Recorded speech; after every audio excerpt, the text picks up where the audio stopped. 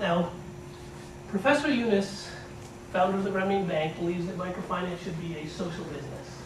No profit, no loss. You bring in social capital, you return to investors a principal, and that's how you run microfinance. We have a very different view at SKS. We feel that if you're trying to raise $55 billion in the Indian market or $300 billion globally, you're not going to be able to get it by going to investors and saying no profit, no loss. After all, what is it that we're doing? Subprime, unsecured loans to illiterate poor women who have no credit history. The only place you're going to get $300 billion is in commercial capital markets. And the only way you're going to attract commercial capital is not just by being profitable, but by being extremely profitable. Again, because it's subprime, unsecured loans to illiterate poor women.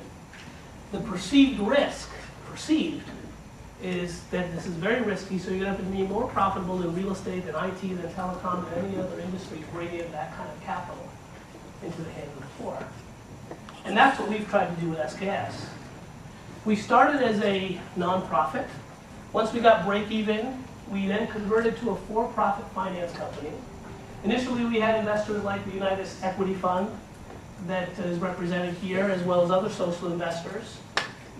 But today, we have mainstream equity investors like Sequoia, as you know, early investors in Yahoo, Google, who have no interest in the social aspects of what we do. And by getting in that capital, we can leverage it 5, 6 times, and that's how we've been able to disperse $1 billion of loans today.